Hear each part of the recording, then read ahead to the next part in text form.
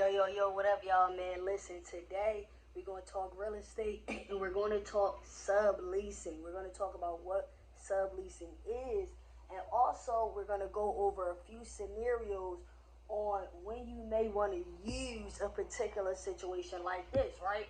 So we already know leasing a rental property is an agreement between you and a landlord with a certain period of time that you agree to rent that property, and in return you're making rent payments towards the landlord, right?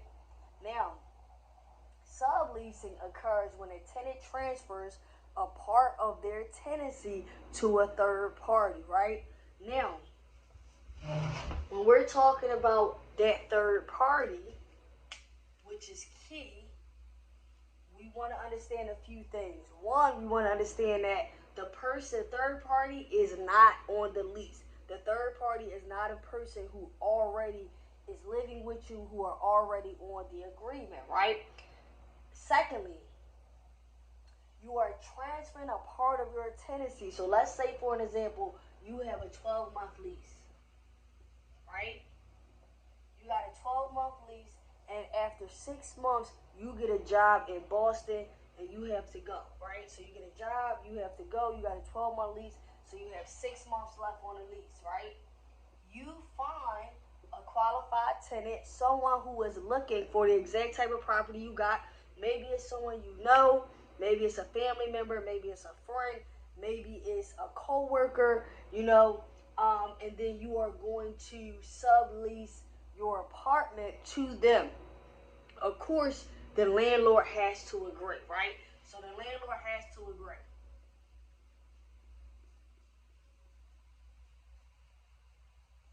Now, if it's a month-to-month lease, like if you're in a situation where you have a month-to-month lease, then, the lease is over essentially every 30 days, so you would not have to go through this process. But like I said, a lot of times, if you get a new job, this may be a situation. And also, for my college students, this is where I wanted to really bring this topic up, because I was actually talking to someone the other day, right? And they were talking about how they had an apartment while they were in college. However, the leasing term was 12 months. So the leasing term was 12 months, but they graduated in May.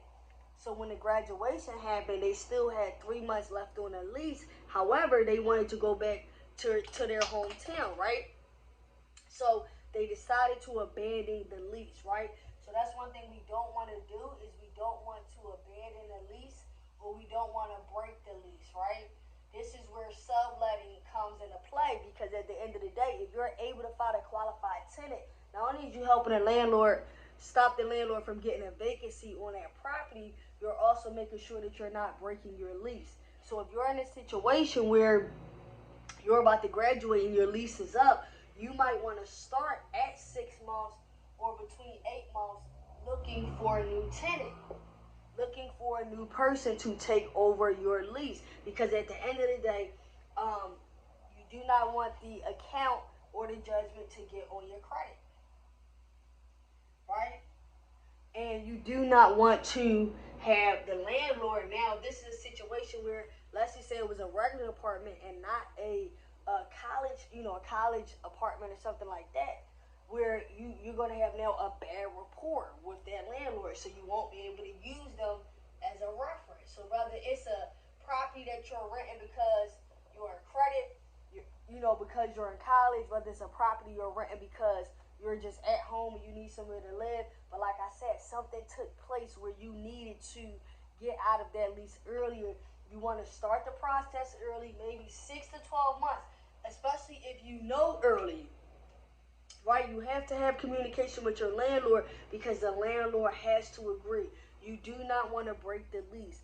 Like I told you about the person that was in college, you don't want to break the lease, get it on your credit, ruin your references, ruin your score. But this is a great option if you're in a unpredictable situation and you kind of just need to get out of your lease. But however, if you're just having a regular lease, or if the landlord disagrees,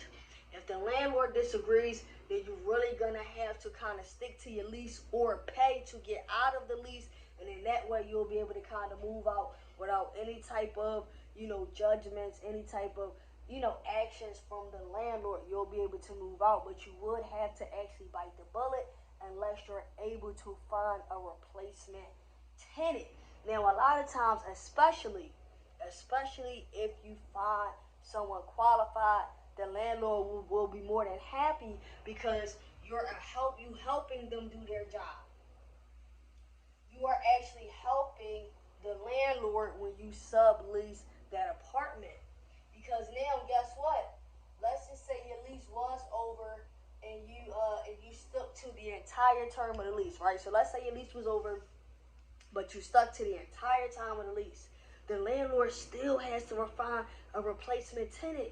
So even if you was just leaving a few months earlier, that landlord has to find a replacement tenant anyway. So you just did that landlord a great service. So a lot of times the landlord will say yes, but like I said, if the person is unqualified, they're not gonna just want to pick anybody in the building. So if you're in a situation where you need a sublease, man, again, make sure you kind of start the process as early as you can. Make sure you communicate and talk to your landlord. Unless it's just super necessary, do not break your lease. You don't want to ruin your credit. You don't want to ruin having those good references and things like that, man. Keep all communication open. Keep all communication open. Because a lot of times what happens is when it comes to conversation between landlords and tenants, people don't want to speak up. People don't want to ask questions. And a lot of times you don't even know the type of results you may be able to get by just having a conversation, coming to an understanding, creating a win-win situation for both parties. Because essentially that's what it is. We want to create win-win situations, and if you're able to help that landlord out, most likely you'll be able to get what you want in return, which is being able to sublease that apartment and start that new job, move to that new city or whatever, find a bigger place or whatever it may be, buy a new home. But guys, man, that's it for this video. Quick video on subleasing and real estate, and I'm gonna see y'all next time. Peace.